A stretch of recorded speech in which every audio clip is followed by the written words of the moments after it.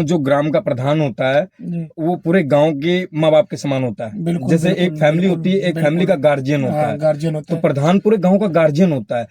School भी उसकी custody में आता है, वो कृषि लोगों भी का उसकी कस्टडी में आता है, जो उसकी सीवरेज है या सड़कें हैं या जो भी तो सिस्टम जी है एक गांव ही सारा पूरा उसके आता अंडर, है, एक गांव ही पूरा आता सारा है। उसके अंडर में एक आता गांव है। में मेरी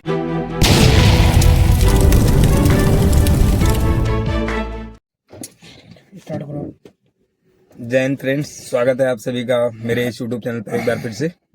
आज की इस वीडियो में हम बात करने वाले हैं सूरज सर के साथ कि मतलब गांव समाज का जो एनवायरनमेंट है वो कैसा होता है ना। क्या जय हिंद कहना चाहोगे? दोस्तों, राम राम सभी भाई लोगों को।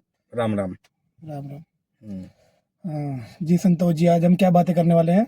मैं जैसे मेरा कहने का मतलब है कि अपना शहर का एनवायरनमेंट और जो अपने ग्रामीण क्षेत्रों का गांव गांव का एनवायरनमेंट है वो कैसा किस प्रकार का होता है।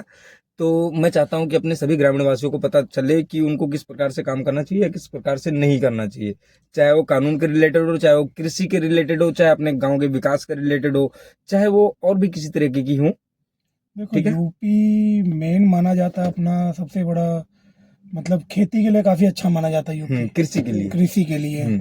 तो मेरे ख्याल से 70-80% तो लोग हमारे यूपी में अभी भी खेती ही कर रहे होंगे। I am right? हाँ बिल्कुल, 70 to और 75% वहाँ लोग, का 80% लोग। मेन मतलब जो कहते हैं कि जैसे एम्प्लॉयमेंट मेन खेती में ही है, जहाँ तक देखा जाए तो एम्प्लॉयड, अभी हाँ खेती है। खेती है मेन, और कमाने का जरिया भी हमारा खेती खेती है है। है ना? हम्म। तो मतलब लोग हमें शहर छोड़ के, मतलब एक्चुअली हमारे यूपी वाले शहर की तरफ भाग रहे हैं। लोग और कहते हैं देखा बेरोजगारी बढ़ गई, बेरोजगारी, बेरोजगारी कैसे बढ़ गया अनएम्प्लॉयमेंट, है ना। जो देखा जाए हमारे यूपी में बहुत काम है।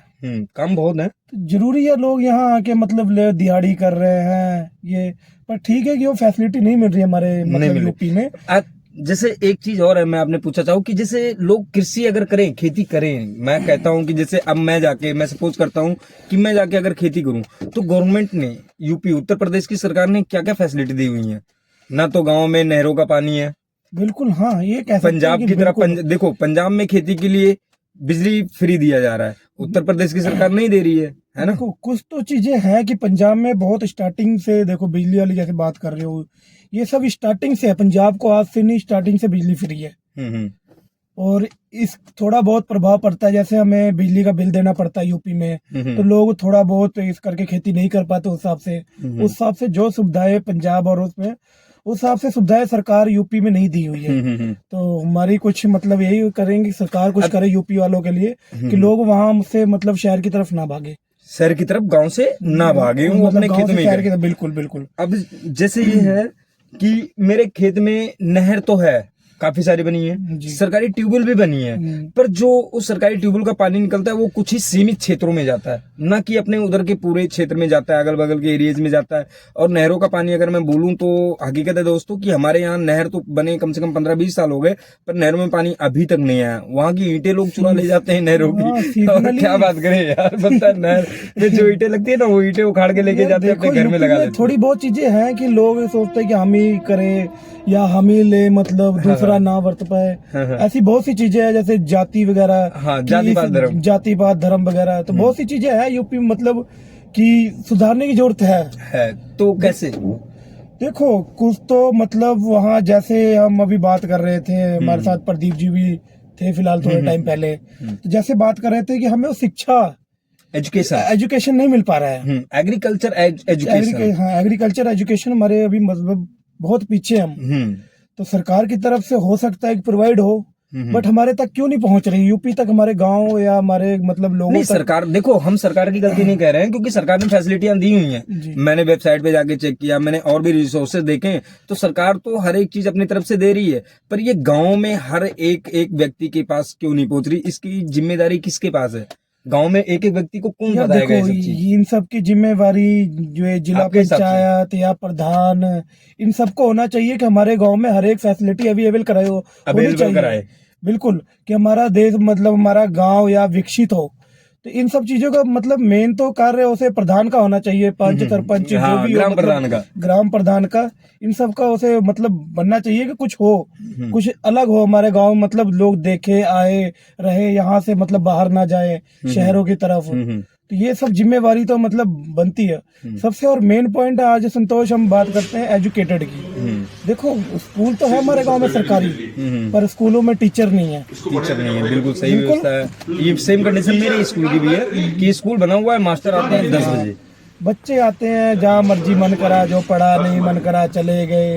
एक्चुअली कोई रूल्स एंड रेगुलेशन नहीं है। नहीं तो अब मैं अच्छा ये जो कृषि के लिए, जो कृषि की जागरूकता के लिए अगर मैं आपसे पूछूं कि ग्राम प्रधान को आप क्या कहना चाहोगे, वो क्यों नहीं कर रहे हैं, मतलब क्यों अपने गांव को इतना विकसित नहीं बना रहे हैं, क्यों नहीं हेल्प सपोर्ट करते हैं किसानों की? यार देखो संतोष जी, ज्यादातर प्रधानों में क्या कमियां होती हैं? ये गांव के लोग होते हैं जो कैसे प्रधान सेलेक्ट करते हैं कि वो गांव की विकास ना कर पाए। देखो मैं बताऊं, मेरे गांव में, मैं बता रहा हूं, मेरे गांव में एक प्रधान है जो अभी मतलब लगातार चौथी प्रधानी जीता हुआ है, पर वो बंदा कुछ करके राजी नहीं है। हकीकत बता रहा हूँ, अनपढ़ है जमा।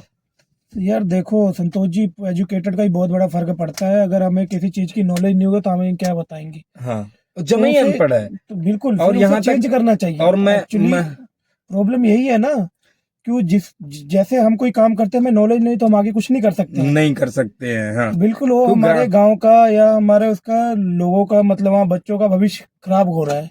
अब मैं एक हिसाब से कहूँ जो ग्राम का प्रधान होता है वो पूरे गांव के माँ बाप के समान होता है। जैसे एक फैमिली होती है, एक फैमिली का गार्जियन होता है, तो प्रधान पूरे गांव का गार्जियन होता है।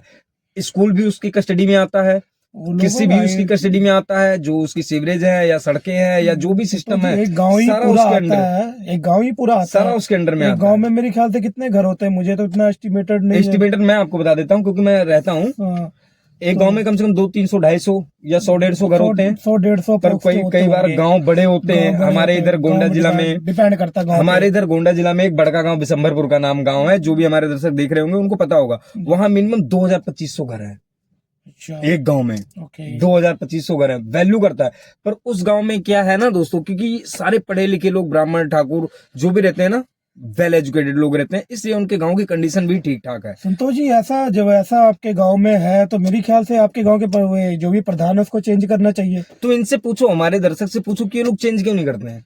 देखो मेरी ये है कि उनको एप्लीकेशन डालो या उनको बोलो कि देखो ग्रांट तो आती है गांव के विकसित के लिए। सरकार ऐसा नहीं, हम हर चीज के सरकार को दोषित नहीं कर सकते, क्योंकि सरकार की तरफ से सब चीजें अवेलेबल होती है। बट यह है कि वो अपने पास आती है और वो कुछ पर्सनल यूज करके बाकी चीजें मतलब बढ़ जाती हैं।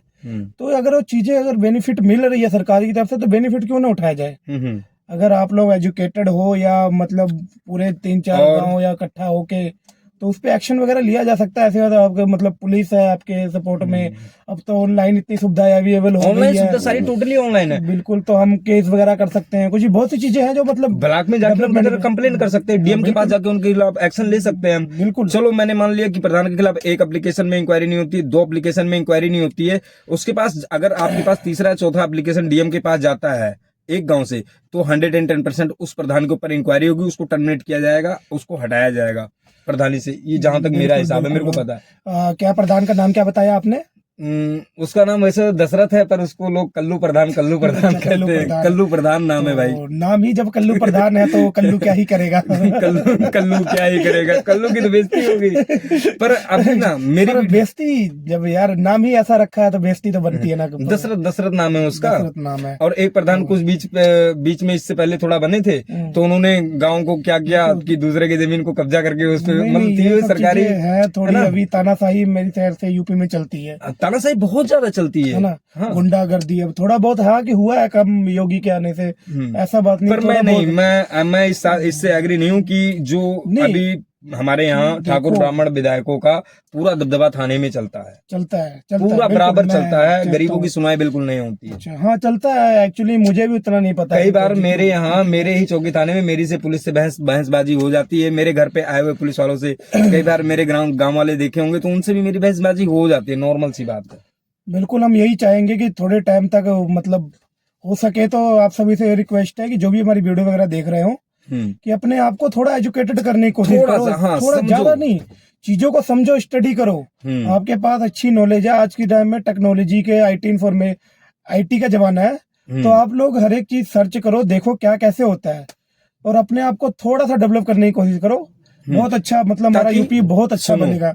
हाँ, ताकि अगर आप एक लोग गांव से आप लोग ही स्टार्ट करोगे, गांव से फिर शहर, पूरा शहर में तब्दील हो सकता है। बिल्कुल जरूरी नहीं, क्योंकि यूपी भी पूरा आधा, अब लखनऊ का पूरा शहर तब्दील हो जाएगा। लखनऊ, हाँ 8 से 10 सालों में अब लखनऊ मैं पूरा कहता हूँ लखनऊ कि हम बदल दिया। लुधियाना में रहते हैं, लुधियाना जितना अच्छा नहीं जितना लखनऊ आज की डेट में, हाँ, जितना लखनऊ पूरा बदल गया। एम्प्लॉयमेंट है हर एक चीज में। अब ये लखनऊ, देखो, बनारस और इलाहाबाद, हम्म, जितनी इनकम और पैसा संतोष जी वहाँ है, मेरे ख्याल से कहीं नहीं है, यहाँ लुधियाना में नहीं है। नहीं बिल्कुल नहीं है। बिल्कुल। हम्म और जितना पैसा था, जितने अमीर लोग वहाँ है, बिल्कुल नहीं है यहाँ। हम्म तो बहुत सी चीजें हैं, मतलब मैंने रखती हैं कि यूपी भी बहुत अच्छा है। हमें मतलब अपने घर में ही रहना चाहिए, अपने घर को ही मतलब अच्छा बनाने की कोशिश करना चाहिए। अब मैं थोड़ी सी एक बात अपने बिल्कुल, बिल्कुल दर्शकों को संतोष और जी, कहना बोलो, चाहूंगा बोलो संतोष जी। कि जैसे जब आप जागरूक बनोगे, थोड़ी मेहनत आप करोगे, थोड़ी कष्ट आप करोगे ना, तो आज तो तत्काल देखो कोई काम नहीं हो जाता।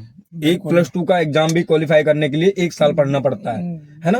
तो गांव की तरक्की, गांव में तब्दीली, गांव के विकास इतनी जल्दी नहीं आ सकती है, पर जब आप लगातार कोशिश करना शुरू करोगे, इससे प्रधान की ऐसी की तैसी हो जाएगी, उसको भी लगेगा कि हमारे गांव के लोग जागरूक हो रहे हैं। और फिर जब आपके गांव का बदलाव होगा, आपके गांव में विकास होगा, आपके बच्चे को अच्छी एजुकेशन मिलेगी, क्योंकि जब प्रधान को आप डंडा दोगे तो जाके वो अपने सारी सरकारी व्यवस्थाएं सही करेगा। अभी हमारे यहाँ में सरकारी, संतोष जी, मैं आप लोग को बता देना चाहता हूँ, जो अभी हमारे यहाँ ब्लॉक, सरकारी ब्लॉक बना हुआ है, डॉक्टरों हॉस्पिटल जिसको सरकारी अस्पताल बोलते हैं, दवाइयां लेने के लिए, वहां पे सारी सुविधाएं उपलब्ध नहीं होती है। अगर पेशेंट का रात 11 बजे अगर तबियत खराब हो जाए, तो अगर आप हो कि वहां से उसको बचा लोगे, तो impossible, that is not possible. बहुत सी चीजें हैं, बिल्कुल संतोष तो जी, मैं कहता हूँ एग्री हूँ। ये लोग अपने बच्चों के फ्यूचर के लिए कुछ करना सीखे। देखो मेरे डैडी ने मेरे को जहां तक पढ़ाया, तो मेरे को यहां तक ठीक है कि मैं कहाँ हूँ, क्या कर रहा हूँ, I am well, not issue, मेरी जिंदगी में कोई प्रॉब्लम नहीं है। पर मैं कहता हूँ कि मेरा गांव भी एक विकसित बने, मेरा गांव भी कुछ, उसको भी कुछ हासिल हो।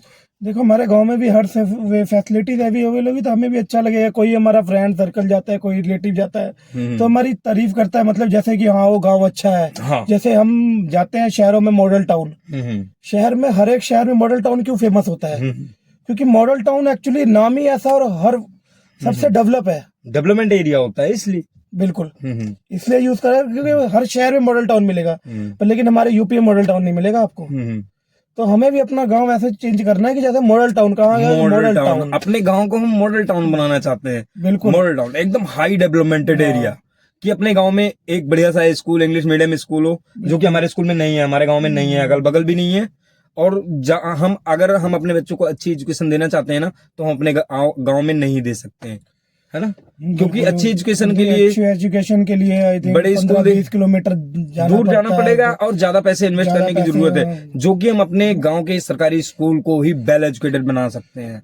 देखो संतोष जी, जहां तक मेरा मानना है कि सरकारी स्कूल और जो टीचर होते हैं वेल एजुकेटेड होते हैं, क्योंकि वो भी अच्छे पीएचडी करके आते हैं, पीएचडी करके आते हैं, एमए बीएड करके आते हैं, आईआईटी की। उनसे इतना मेरे ख्याल से प्राइवेट स्कूलों में टीचर नहीं, पर ये है कि कहीं कहीं वो सुविधाएं नहीं देते हैं, क्योंकि वो केयर नहीं करते, वो सुविधाएं दे नहीं पाते कि हम लोग ले नहीं पाते। बिल्कुल, कि मेरे को ये नहीं पता है, हम लोग ले नहीं पाते कि दे नहीं पाते। एक की तरफ नहीं होगी, दोनों की गलती दोनों की हो सकती है। ऐसा नहीं कि हम नहीं, कहने का मतलब कि दूध बेचने वाला अपने दूध में पानी की मिलावट तो करेगा, पर लेने वाला है क्या, मैं उससे मिलावटी दूध लूंगा कि नहीं लूंगा? बिल्कुल। तो बहुत सी चीजें हैं कि मैंने रखती है संतोष जी, तो हो सके तो हम आपके गांव जरूर चलेंगे और एक बार मैं अपना गांव दिखाऊंगा। जैसे कि पिछली वीडियो में मैंने बताया था, मेरे गांव में 5 साल से टंकी में पानी नहीं है ना, तो सेम टंकी में पानी डालने हम जरूर आएंगे दोस्तों, थोड़े टाइम तक। ठीक है, all the best, thank you next video के बने रहे। जय हिंद।